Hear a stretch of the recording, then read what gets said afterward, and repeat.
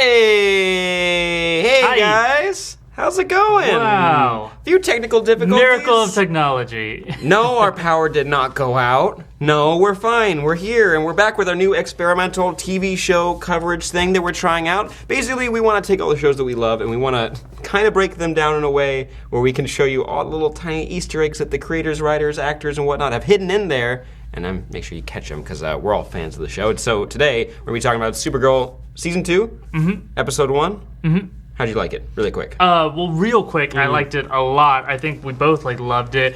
Little thing to point out for you guys. You guys are like, hey, we want to hear big time reviews. We want you guys to talk opinion a lot. So this show definitely about, we'll have opinions as we go. Of course. But definitely about the things you might have missed. But on Friday, we'll be doing something. Just a little something. A little something that might feel a little familiar, a little new. Little column A, little column B. Yeah. And You might we'll say you go could possibly...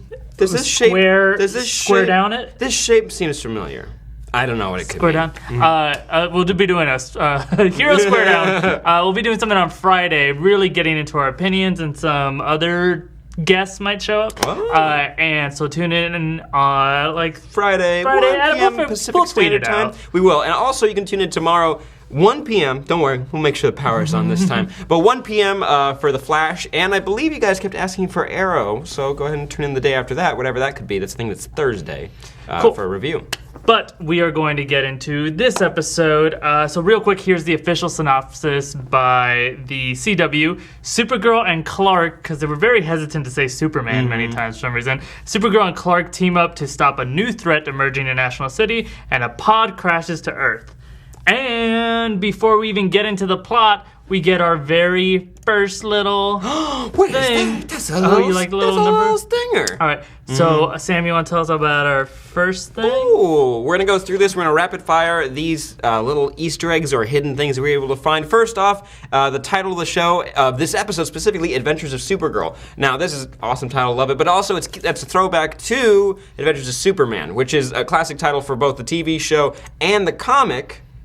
Because it's awesome, an awesome title. And if you might know that Supergirl does borrow a lot from Superman's lore because his is a little bit more vast than hers. She's still, even though she's been around for a long time, there's not really been a chance for people to dive in deep to her stories. So we'll get little pieces and tastes of Superman nods and winks throughout this show. Yeah.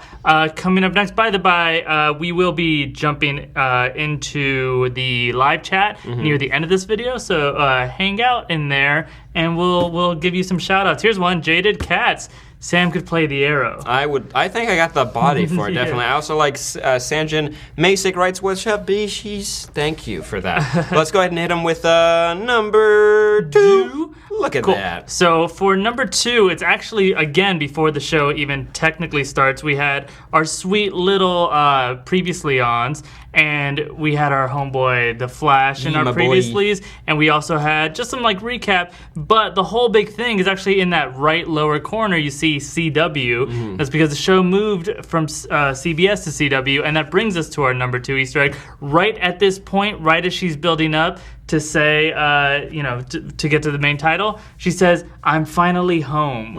And she is. What was she doing on CBS? You know what? That's a really good question. That's a whole video of its own, because it was pitched by Greg Berlanti to be on CW originally, but they're like, no, we're going to work on a Flash show instead. Still on my Flash, but it's good to see her home. And also later on in the episode, there's also a little nod and a wink, but we'll get to that soon.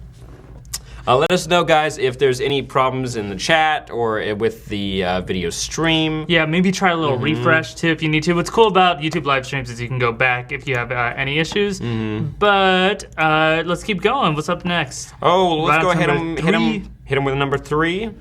We're picking up at the finale of the season 1 of Supergirl, and we saw Pod crashing down in National City. And they're like, wait, what the heck is that? And so Martian Manhunter and Kara joined forces to go find this pod. And who the hell's that? Oh, it's not Crypto or any of the other really fun characters they could have picked. Raise your hand if you would have loved Crypto. You can't see me, but I'm raising all 5 hands. Yes. It is Mon-El, and Mon-El sounds like he's from the House of El, or he has a Kryptonian of any kind. But no, he's in the Kryptonian pod. He's actually, and this is kind of maybe getting into, all I'll say right now is that he's an alien, and I would like to do a 101. But basically, they have the same powers as Kryptonians, but he's something different, and those differences play a big role in like a friendship with Clark, because Mon-El usually hangs out with Clark, but his Supergirl relationship could be a lot of fun. But also, their ancient history with his race and the Kryptonians. Like they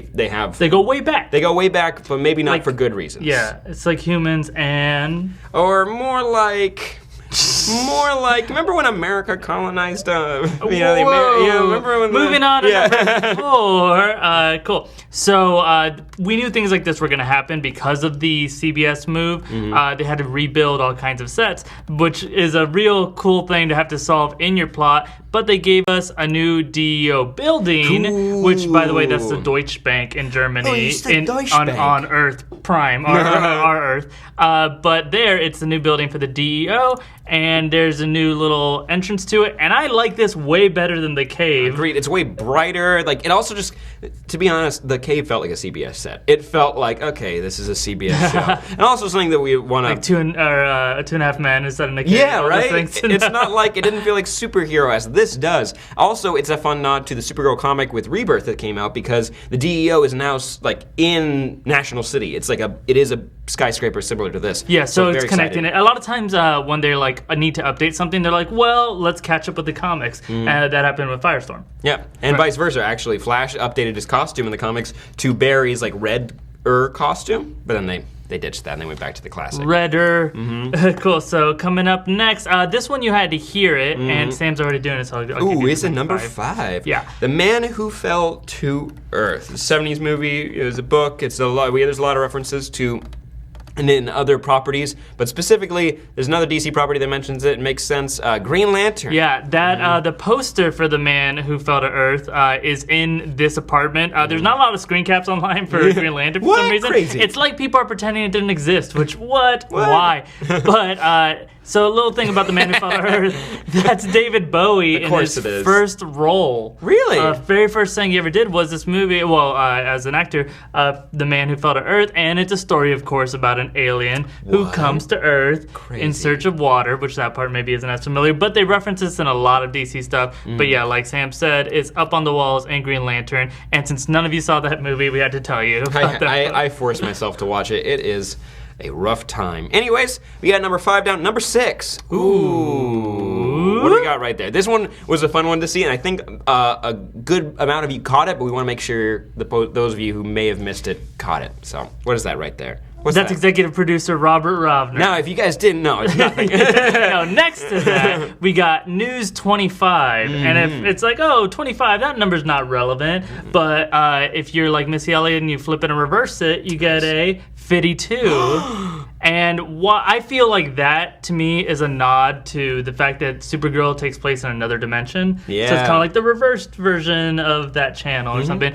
We talked about in our Flash video, which you guys should check out, the Flash things you might have missed for Season 3, Episode 1, which go check that out. It was a lot of fun to do. We go into Channel 52 a little bit and how that's a very relevant number to the DC Universe. And you see it, once you point it out, you see it everywhere in all the CW shows. Hold on. I just realized someone pointed this out to me, and I feel like such an idiot. I'm like, why 52? Can't figure out what's special about 52. And then someone was like, how many weeks are there in a year? And I was like, yeah, the new 52 is going to be 52 weeks of new stories. That makes complete sense. It just made me feel so stupid that like I never did the Google search to find it out. You're like, that's half 100. I know that. Wait, if we but plus 2, what does that mean? Anyways, so fun. Yeah, I like the nod. That it's like we're in an alternate world from Flash and Arrow, which has been designated as like the prime universe for whatever's happening here. Specifically, Zoom says that. So like this is an alternate.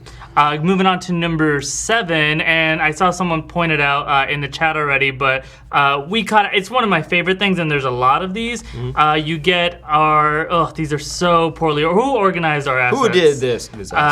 So in this moment, you see that Kat Grant has a new assistant, and she yells out, "Miss Tessmacher!" And there's debate whether or not it's Tessmacher or Tessmacher, and I'm just going to say it's a debate. We're definitively saying it's Tess. Tessmacher, and not two separate names. It's a last name, and that is a real badass reference to the original Richard Donner films. Miss Tessmacher there. I believe her first name was Eve, I think, maybe. Okay. And she is not so great, actually. She's on Luthor's team. She's alongside like Otis, if you remember Otis, and just the dummies, like kind of like Luthor's henchmen. But she eventually kind of turns on Luthor. Anyway, spoiler for 1978. Ooh, they'll call you out for that. They'll get you for that one. But that's a fun little nod. There's a lot of nods in this episode, which we'll get to the original Superman movie and movies. What's really exciting about that one, though, is that it's like, oh, it's kind of the same universe, except no, it's not, because the Supergirl movie that came out a long time ago is set in that Richard Donner universe and has a completely different origin for Kara. So this is like, you know, a complete, like how many Earths there are for every. I actually love that's a justification for why there's so many different interpretations. They're just a different Earth every time. You can do whatever you want. So this one has some of that. And I think Smallville was trying to like lead up to like Richard Donner's like ship movies. Well, they had a lot of the score was inspired by John Williams' score, and it kept building toward that. And actually, it's interesting you bring it up because we have some Easter eggs that are going to be coming up in a minute about how Clark on Smallville was building up to be the iconic Superman, both from the comics and from the Donner movies. And so they made a lot of the final season and very final episode of Smallville, which we have some Easter eggs here to that. They made it like his most iconic things happen like back to back to back. And they also happened in this episode because it was the first appearance of Superman. We're actually going to call one out and just two Easter eggs away. But real quick, number 8 thing you might have missed. Really quick, this is when we got to finally in the episode see the boy we've been waiting for. What's his name? Flash. Flash.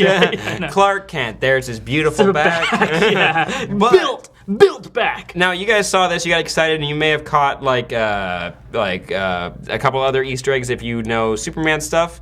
But what you may not have caught were a few of the newspapers on the side of the frame right there, because specifically Midvale Gazette and Metropolis Daily Star. Metropolis Daily Star in the original Superman comics and like Earth 2, if you want to say that. That's exactly where Clark started his whole journalism career, was at the Metropolis Daily Star. But also Midvale Gazette. Midvale in the comics originally is this town that Supergirl grows up in. So it's fun little nods. Is going to come up again later, but also the Star, which by the way was a little hard to see in that, but I'll show it again. It's over his shoulder. If you want to see over Clark's shoulder, you can see it. The Daily Star. That actually is where the New 52 comics pick up.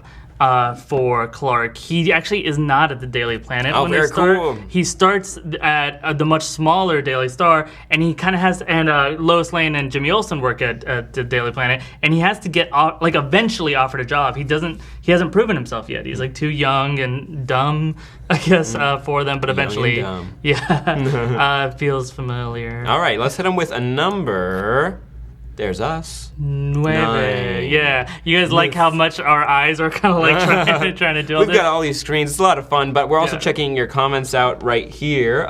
Jimmy, what are you saying there, Jimmy? He says 52 came from when DC decided to flash forward 1 year chronicled in 52 and had a new issue every week for 1 year. That's what you're discussing. But that was 52, and then they did their new 52. And the word new meaning, it's a Greek definitions. So number 9 is this phone call with Mr. Perry White. And this is one of the things we were referencing earlier about these iconic Superman things. And he calls out Perry White for saying, "Great Caesar's ghost." Actually, I want to say that's probably one of the lesser known things that is like, oh yeah, that classic Superman line, "Great Caesar's ghost." As soon as he pointed it out, though, I was like, that's a thing. Yeah. So Perry White has been saying that, not only in like every version of Perry White have you seen him say "Great Caesar's ghost," except for one I'll mention in a second, but that's from like the 30s radio show, and it's the radio show was so big, that phrase "Great Caesar's ghost" was not that common until Superman was using it regularly. And so the fact that anyone says that now, you know how all you kids say "Great Caesar's ghost" now? You guys have memes about it. Yeah, you owe Perry White. Oh, that's a perfect meme. Great Caesar's ghost. In the Lois and Clark show. Yeah, Lois and Lane. Lois and Lane. Yeah, in the Lois and Clark show, that's one of the only times they changed it, and it was had it here. It's, great shades of Elvis. Oof. Because that actor really liked Elvis, and also I guess they thought people of that time, well, they don't know who Caesar is, but they know who Elvis is. I don't like when people dumb things down like that. We're not complete idiots. Yeah. I'm pretty dumb, but I'm not that stupid. You know what I mean? Let me know in the comments down below. While we hit him with a number 10. Look at that. We get really excited about the number changing on the bottom. Yeah, we do because we're running it ourselves. So we're like, and nailed it, and nailed it. All right, hit him with number 10. Actual number 10. Oof. Is this moment when Clark is running. So freaking cool. And I want to say, we're going to talk about this guy in a second, but he nails this change in an alley where he dumps all of his clothes, which maybe a homeless person in need picks those up. A jacked, giant, 6'4" homeless person in need. I also have to ask, he's running around, he had a bag on, and he had all of his IDs and, phones, so did he just super throws it into his apartment window? There you go, yeah, just on the roof and take off. Yeah. But actually, the reason we're calling this out is they were trying to mirror it with the first time that we saw Kara do that same transformation. So in their two moments of premiering from the business casual to the superhero formal, it's very similar, but what I think is just so fun to remind people is that this isn't actually the iconic Superman change. No. The original iconic Superman change was in phone booths. And they kind of almost did it in Smallville. They almost got it because they didn't want to do basically runs in there, a tornado happens inside. And he just leaves. And he leaves. And it's like, well, we all saw you do that, but in Smallville they do a little nod because they have a phone booth in their lobby, which is a lot of fun. But I also like this because when they're showing the comparisons of them changing, because it's more of not Kara copying, but that they're equals, that they are equally powered beings and they should be equally respected. And actually that takes us into number 11. Real quick, let us know if you know what a phone booth is. If you don't know what a phone booth is, when's the last time you used one? Yeah. Or saw one. I saw a booth, the whole booth, not a payphone, a whole booth. Now they're probably for disgusting It's been things. 40 years since they built one. But yeah, hit him with number 11 because I feel like it transitions right into, where is that? That's number 11. There's a little Bam. And he's a little Bam. Go ahead and hit him with that one. Okay, cool.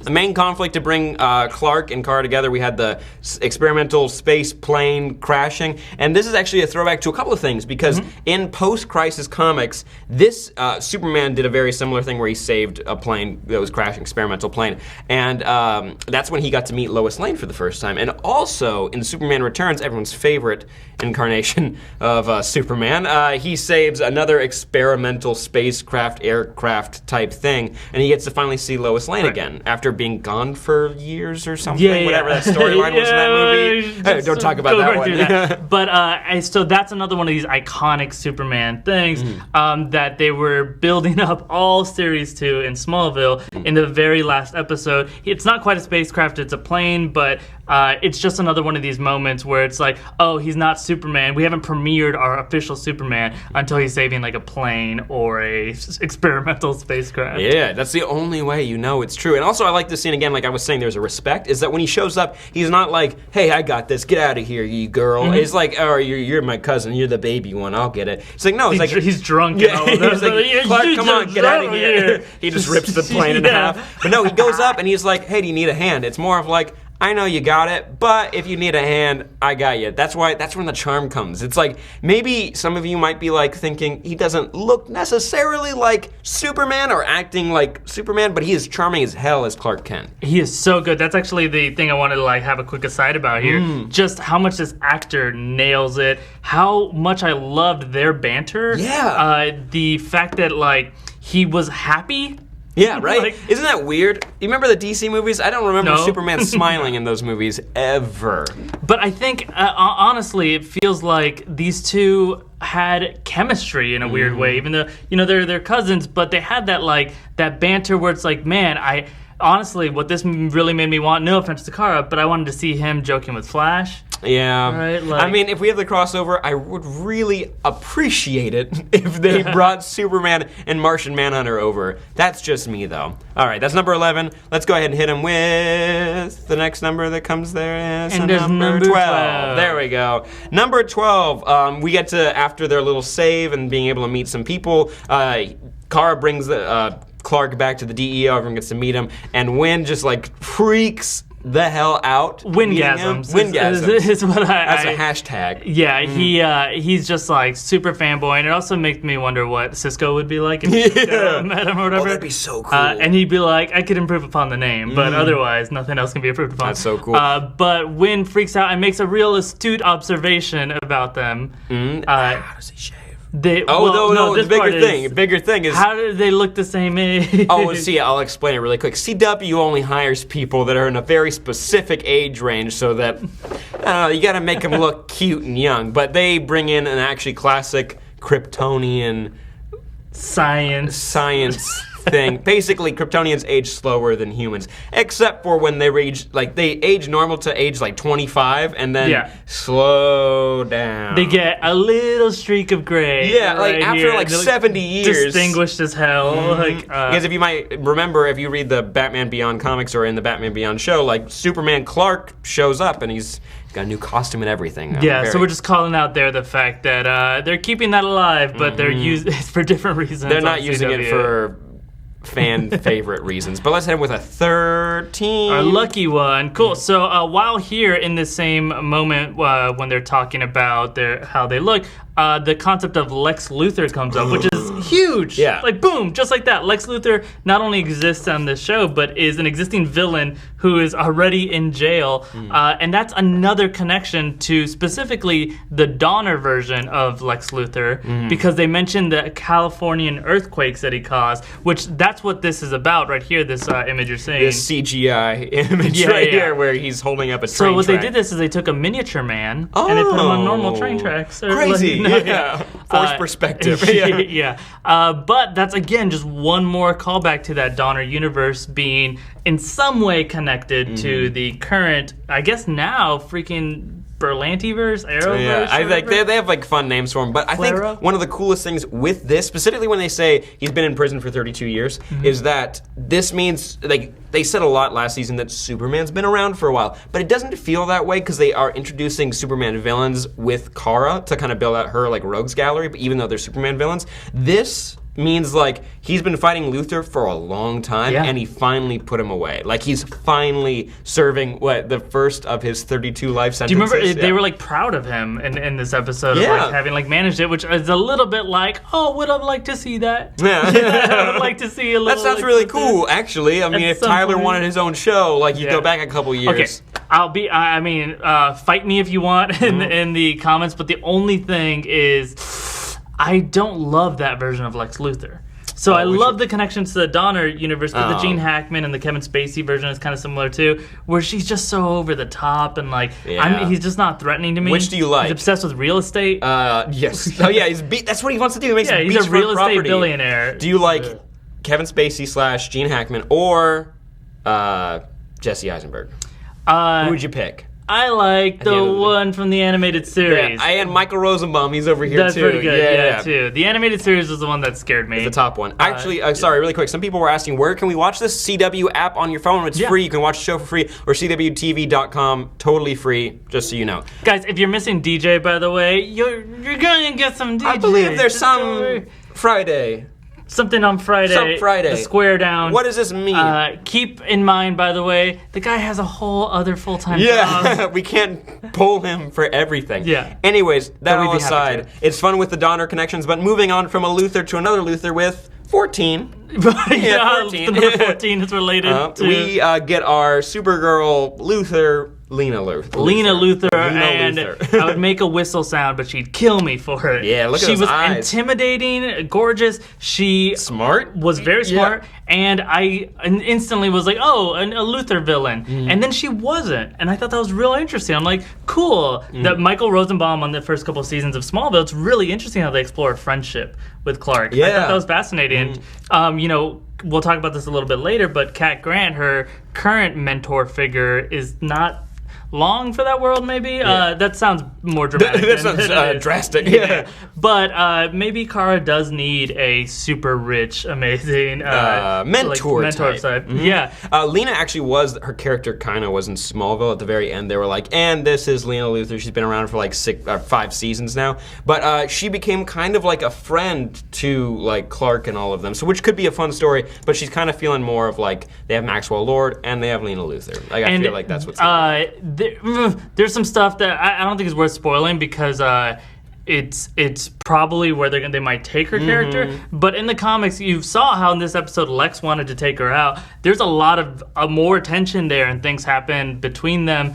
I think they might, if you're curious where they might take the character, just look up kind of what Lena Luthor's story is versus Lex. Someone just pointed out, Terry Fournier, he pointed out, I think, I'll double check this as we're doing the show. I think this is the actress from Merlin. He pointed out Jurassic World. Remember the assistant that gets eaten? Is it? Yeah, I'm going to look up really quick. Who's that? Man, that poor lady. That poor woman. Let us know in the comments if he caught a good little Easter egg. She was like not asking for that. No! And then she just gets like for a while. It's 9 to 15 minutes of just this woman being eaten. Like just torture too. And with torture, it rhymes with 15. Perfect.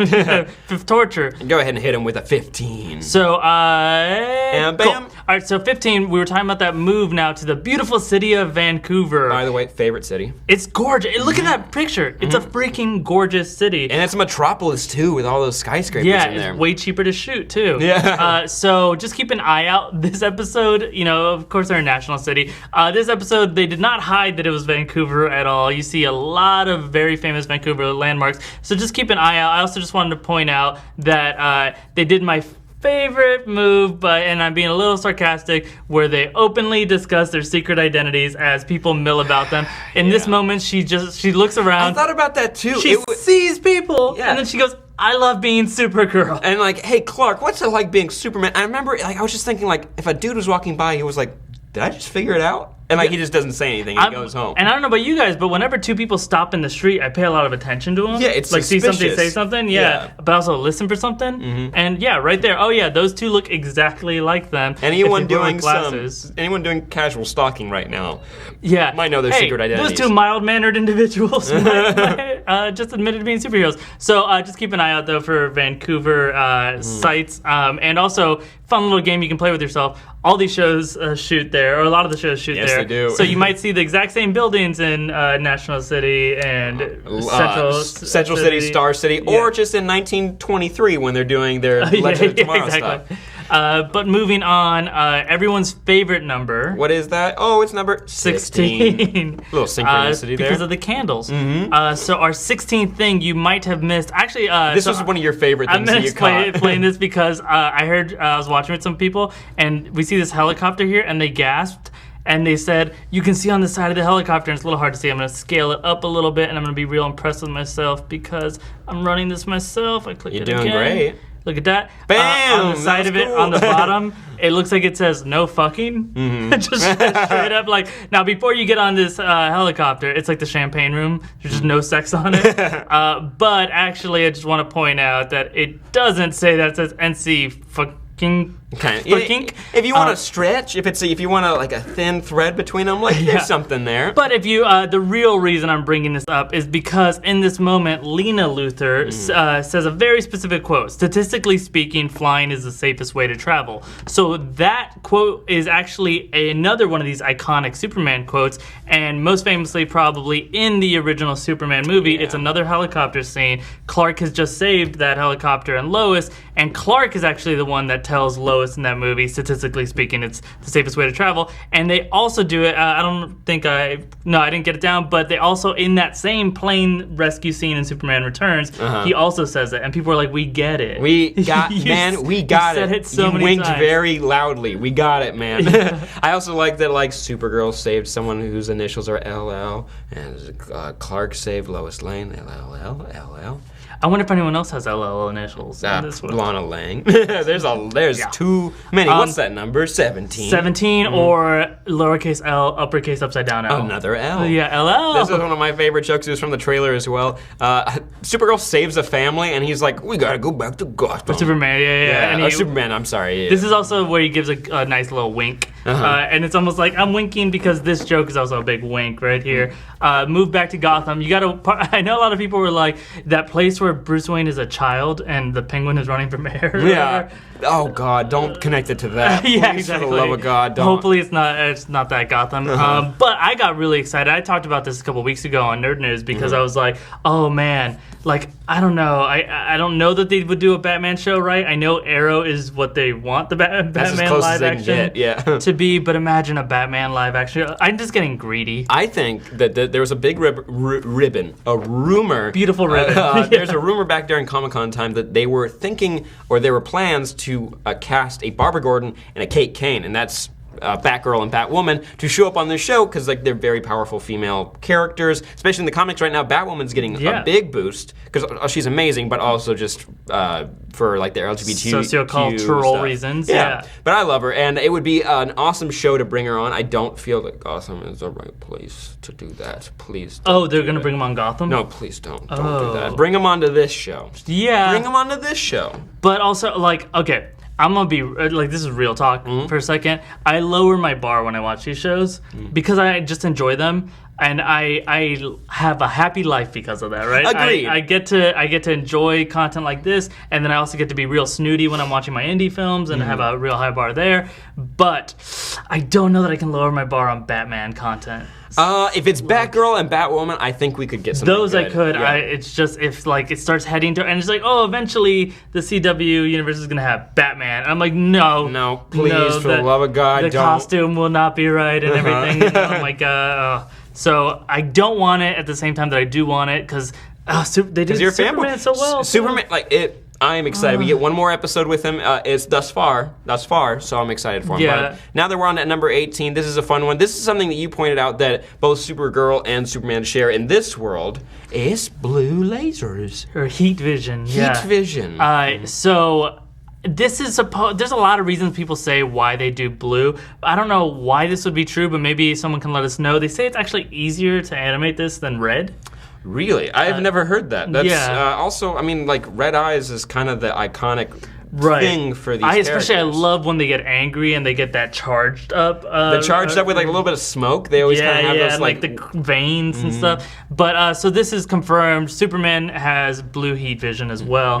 And I guess I don't care so much, but it would have been nice if it were red. If it were more like heat vision, I guess if you're doing spectrum of like light when it comes to that, blue is hotter than red. Red is the lower temperature, so like I really don't think... Somebody has like candle yellow. Yeah, it's like that's kind of like... kind of nice. It's like lukewarm. You're like, okay, I'm comfy. Thank you. It's like a little sweater wraps around you. Damn it. Yeah, I mean, I don't think they put that much thought into it, honestly, but I think that whichever is cheaper is usually Somebody the let option. us know if you guys know what is... Someone said red is too evil. So red is... come on. That's solid. Evil red eyes. Cool. So number 19, we're getting close to the end here, guys. Oh, we heard a little line. It was one of my favorites. What do they say? Oh, the president herself, right out of Clark Kent's mouth. Now, Sam Basher, is that a reference to the current political climate and the likely results of the 2016 presidential election? Yes. No. It's not at all. It's actually a little nod that for a long time this show has been working very hard to get a very specific... Okay, well, spoiler alert here. If you don't want to know... I was not going to say anything, but go for it. Well, I think we can kind of say it's all over the news of the show, and they already released pictures.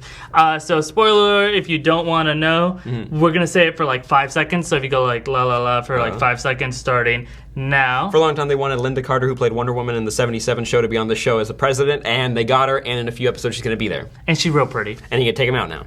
You're good to go. Awesome. So that note was very fun.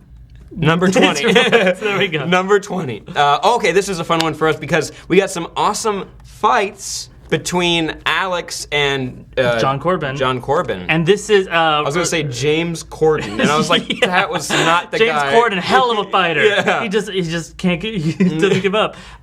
So the thing I want to point out here is this is one of the exciting things about moving to the CW. You don't see a lot of like crazy fight scenes on Big Bang Theory, right? So the CBS network isn't really known for that. But CW, you know, you have some amazing martial arts on Arrow. Flash not so much, but there's really good choreographers on the CW side. I feel like this was a little sneak peek, and I actually normally the man-to-man, hand-to-hand is not as exciting when you have Supergirl around. It's like if Supergirl were there, she'd just end it. But here I was like engaged, and it was like a good fight.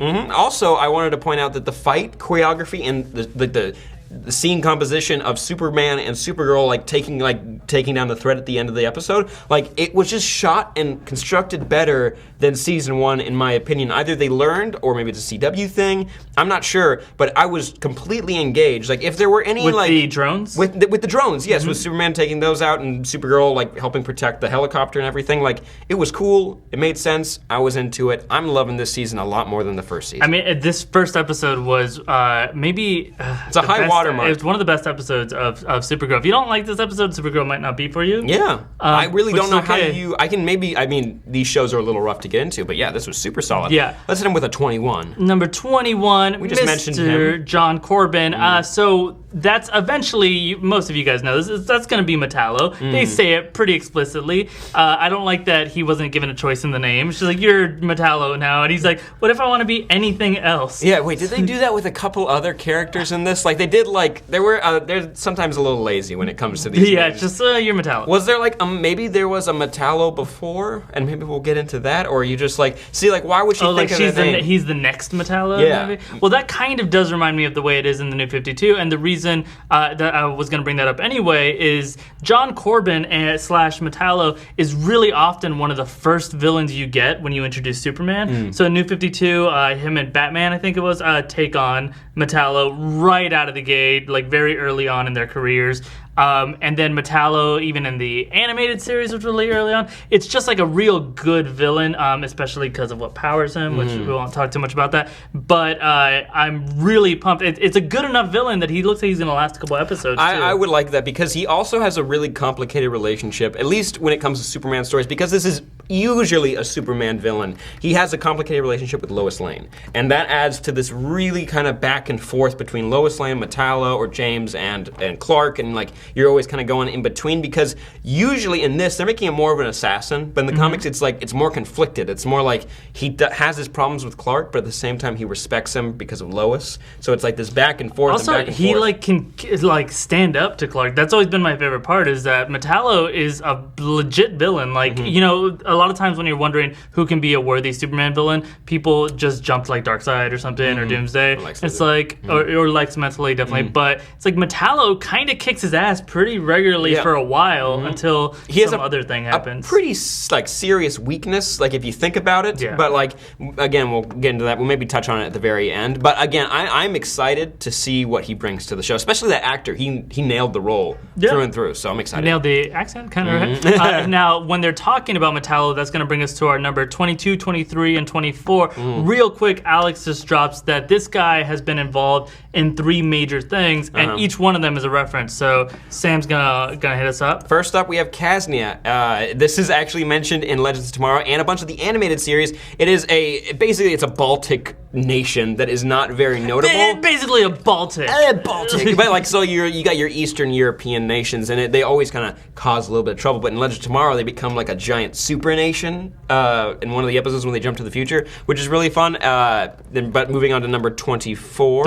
23, I can count. We have Intergang, and this is from Young Justice, this image right there, because I know a lot of you out there love this show. Basically, this is a game that deals with alien weaponry, and specifically Apocalypton and New Genesis tech, which is your dark side, your... you got your dark side, you got your Apocalypse. This is the ultra bad tech, which is very cool. Because so if we get some Apocalypton like villains, like Granny Goodness, or maybe some... Well, if you remember on Furies? Arrow, was there a mother box, or it looked like there was? Someone maybe had called that out, but I don't believe we've had it. Just that like yet. It looked inspired at least by that, and it was like, ooh, what's that gonna be? And that technology is legit technology, definitely could hurt Kara or Clark Yes. if he's there. If they went to Apocalypse in one of these seasons, I would be so excited. And all the shows would have no budget. Yeah, that is. They do one major just movie in the middle of the year. But 24, we have Corto Maltese. If you guys remember this, if you watch Arrow in season 3, when they go to rescue Thea from Malcolm, or rescue after she's being trained by him to be this ultra mega assassin, it's on Corto Maltese. But also, it was created. This island was created by Frank Miller for the Dark Knight Returns series, and it's just a island off the coast of South America, and it's a fun nod to that series, and also showing that her world and the Flash Arrow world, they have similar cities. Like Opal City was mentioned, and Opal City is where Jesse Quick goes in season 2. She just kind of runs off there. They go get her and bring her back. Which was a vague connection to Green Lantern too in that around that same time.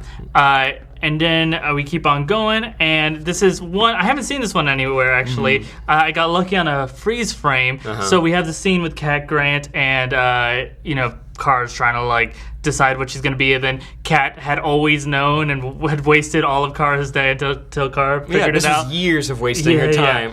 But she could have written this at any point, by the way. But she wrote on Kara's resume, reporter. But if you look real close, I'm going to see if I can do this cool effect right here and bring this down. You guys will get it in a second. Nice little catch. Cool. Nope, didn't work yet. There it is. Do you see it? So, well, first off, she had an internship at a Midvale newspaper, which does kind of confirm she's from Midvale, and now she's in National City. But above that, she... well, actually, they've mentioned Noonan's before, but that Kara was working there as a waitress before. They might have even mentioned that before, actually, but this is a good time to bring up because it reminded me. Because I don't think anyone's spoken about it. Yeah. It actually plays a little bit of a bigger role. The fact that Noonan's on this show is real nice and fancy, but Noonan's is actually in the DC universe, as you can see right there, a sleazy bar. Ooh, wow. Yeah. It's, on the nose, huh? Not really being creative. It's actually, so Noonan's Bar and Grill, it's real notorious. It's owned by Sean Noonan, who is a former hitman, and that bar is the hangout spot for a bunch of different hitmen, including Tommy Moynihan, who is the star of the Hitman comic. Very cool. Yeah. So, and I would have loved if she was a waitress in that version of it, maybe. and not the fancy, nice one. The CW version of it. Yeah. All right, moving on to 26. We kind of get some hints about Cat Grant's future because we know she's going to be in the first couple episodes, but because the shooting locations moved from Los Angeles to Vancouver, it's kind of harder to get an actress of this caliber to be a series regular on this, especially to move for it. So we're kind of married to Harrison Ford. He's not moving. Oh yeah, no. But she does mention that like maybe it's time to move on maybe, because there's also a casting announcement that Ian Gomez is going to be joining the show as Snapper Carr, who's going to be the new editor-in-chief for Kara. And if you guys don't know, Snapper Carr, he might be familiar to the Justice League and Superman animated series as a newscaster, but also go further back, he's got a bigger role with the Justice League. The Justice League used to have kind of a kid mascot, and like it was Snapper Carr, and he was always there helping save the day at the last second. Terrible idea. Yeah. Justice League, we have to come together because the threats are too big for us to do individually, but we should probably have a kid mascot nearby. Yeah, no, and he's like there. Like he's there. And they'll always be like, come on, Snapper, don't go in one danger. And like then at the very end, Snapper saves the day. Anyways, in the comics actually, Snapper is like responsible kind of for the hideout for the Justice League being found out because he gets tricked by the Joker, who goes by the name James Doe, like Play-Doh, like dough for bread. And I was like, come on, this is so stupid. This is so dumb. Anyways, and then he gets kind of kicked out. So, and then he grows up and becomes a cool reporter. So, and is now going to be running Catco. But I do want to just give a shout out to Callista Flockhart here. She's best. Been real good. Like, I remember when it was announced, there was a lot of like hesitation. Like, oh, what's Ally McBeal going to do in our universe? And it's like, be one of the better actors. Yeah, she's going to be the Rock for this show. She honestly, like, sometimes you get some cheesy speeches you got to give, and hers work, and it's because of the caliber of acting. So I think we're really gonna miss her. I also really want to give a shout out to the showrunners. On this one, they're like easing into it. She didn't like make a big announcement, and she had an explanation of why she was feeling the way she was feeling. She's seeing Kara kind of discover what she wants to be, and it's clearly sparking something in her. I'm like, oh, this is a slick way to slowly kind of transition her out. Later, we'll have the Win moment where he's being transitioned out of Catco, and then we have now's actually a great time to talk about it. I'm gonna clear the number because this is not a thing you might have missed. And they're ending that Jimmy relationship, and I'm fine with that. I'm fine with that too. I'm totally fine with I that. feel like you brought it up this morning when we were discussing it. It was like, we don't need to waste our time with someone betraying somebody and they're losing their trust and blah, blah, blah, blah, blah, blah. Imagine, it would have been like, oh, but you lied to me and blah, blah, blah. Oh, no, that would, oh my God. And it takes me back to Arrow seasons all from the beginning. Yeah. You mean all of it? Yeah. It's just where, it's just like, no, sometimes it just doesn't work. And just thank you for not forcing us to deal with that for a long time. But I'm putting that in contrast with the way that they're doing the Cat Grant exit, where it's like we can ease into that one, and that one they're gonna justify. This other one, it's just like it's like as soon as they like got together, I was watching with people, and it's like everyone like cringed because it's like, why do these scenes have to be in here?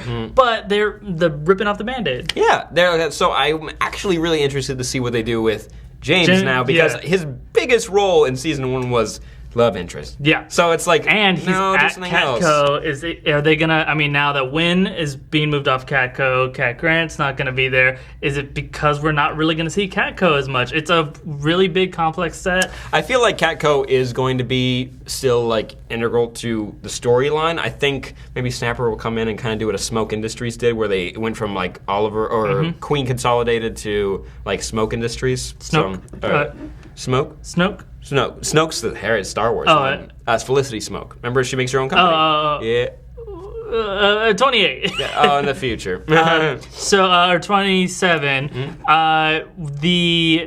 We kind of just covered this actually, but when he officially joins the DEO, and in this moment, he actually nails calling something out that I think is so fun, when he has no idea what to call the man he's standing in front of. Yeah, it's like, are you Jean or are you Hank? Or Henshaw? Martian Manhunter. And then he just walks away, and they don't even address it, because when Superman shows up, he just says, hey, Jean, and I'm just like, wait, I remember last season is that he like morphed in front of everybody. We know he's a Martian. He was captured, everything. And like we kind of accepted that he's still the leader, but do we go by Hank? Do we go by Jean?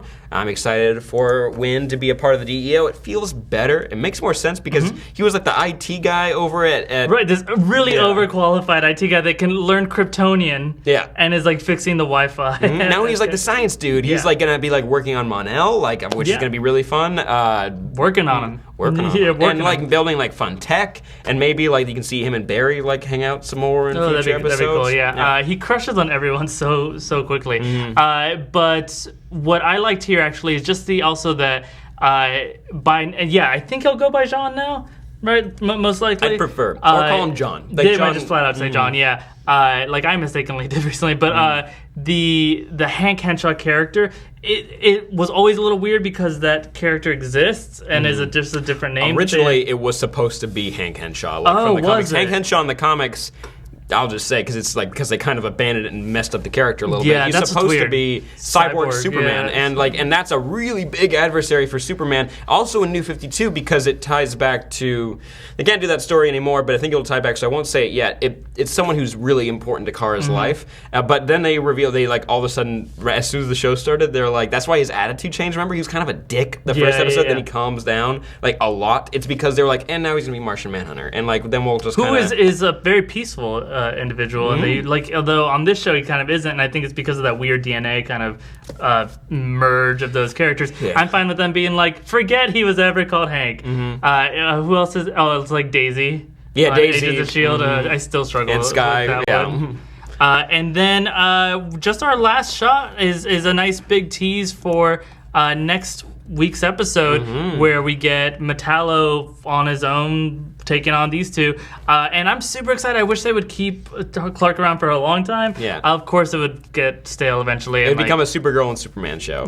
Which sounds fun. It does, but then it would be the Superman and Supergirl show. That's on number 27. I failed. The last one. But also, this is we found out that we got to see Cadmus. This is Cadmus, where we know that her dad should be at, or her adoptive father should be somewhere at. It looks Cadmus. a lot like my apartment's parking garage. Yes, it is. So that it also might be also that, and that's also Cadmus. But yeah, the big thing here that I guess some people might have missed this, right? Like you just said, is her adoptive father also here? Is he the rat? Maybe? Is he like Salem little rat or something? hanging out? Yeah. But also in the comics, Cadmus has a big tie to Superboy.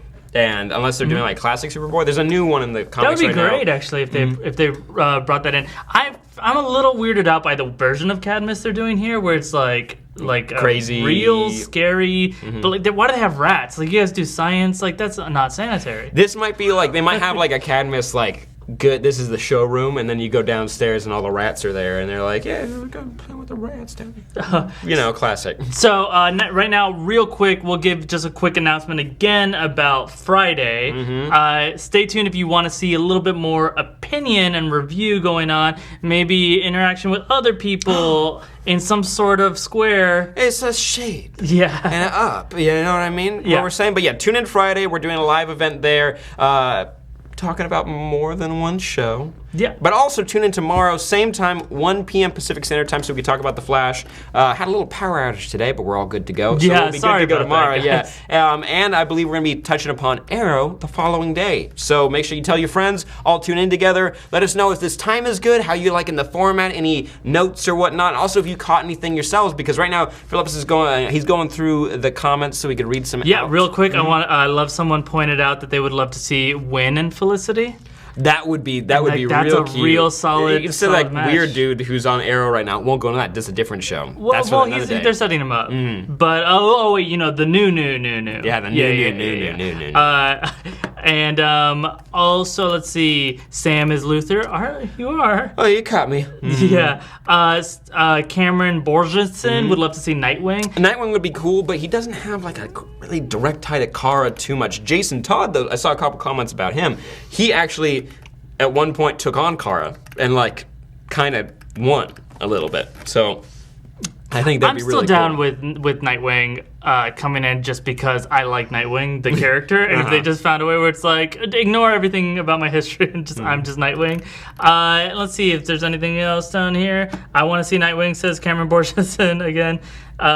Let's see. I love that Alex described the DEO as it's a lot like the old one, maybe a little bit better. Luminous. I forgot to mention that. I think that's another CW wink, where it's like, yeah, this is our new place. It's the similar, yes. but hopefully a little bit better. It's like maybe they'll get treated a little bit better behind the scenes. Creatively, they can do a lot more. I got a tweet here from Tish Mora. She says, I loved everything about it. Kara's officially my spirit animal. Will say that the whole thing with Jimmy seemed a little fast, though. Was fast. I'm fine with it though. I'm completely fine with it. I'll be honest. I had that in college once. I was like dating this girl, and I had kind of like done all this stuff to like make it happen. And then when I was like, all right, we can finally be together, she was like, I'm good. And I was bye. And I feel so dumb about this. I was like, oh yeah, well I'm gonna leave you alone for 2 weeks, and then we'll see. And then 2 weeks later, she's like, yeah, I'm still good.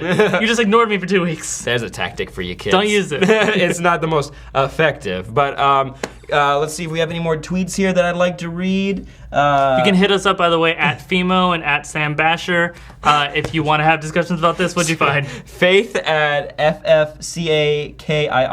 Did Supergirl say Clark when she was talking about Superman and the DEO? Isn't that supposed to be a secret? Did. She totally said Clark, and it was very clear that everyone in the room knew that Clark was Superman. That's a lot of people who know that Clark is Superman. Especially at the place where they have kryptonite, and also the place that was created because they were like, oh, we got to be able to take out that guy. And it's like, oh, they know that he's Clark. They know that he's with Lois potentially then. That was not cool. Like, it wasn't smart. It wasn't. They're just so loose about it. They are. And again, it's like if people knew your real identity. Well, that scared me. There's a vibration on the phone. But anyways, we got there's a lot of fun like Easter eggs in this. We hope you enjoy all the things that we were able to point out from us watching it. And we want to do this with more shows. Just let us know which shows we should be talking about, because we want to do more than just these superhero shows. There's possibly other ones. Yeah, there as well. Game of Thrones, Walking Dead, all kinds of things. Yeah. secrets. But let us know which ones you would like us to talk about in the comments down below or on Twitter, at FEMA, like you said, at Sam Basher, like I said, or at SourceFedNERD. That's also super easy. But guys, thank you so much for watching. Make sure you like this video, share it, and subscribe. It will be live on this channel as soon as we are through. Shortly after we're done here. If you want to rewatch it, you're like, why would I rewatch it? There was a moment where I did something in this stream, and I was like, if anyone notices, this is going to ruin my career. It's just visually, you can Photoshop it into the most disgusting, terrible things. You're welcome. And I regretted doing it. See if you can find it. And that's a challenge for you guys. Everyone loves a good challenge, don't they? I'm Sam. I'm Philip. And we will see you guys next time. Bye-bye. Bye. We're still here. Don't tell anybody.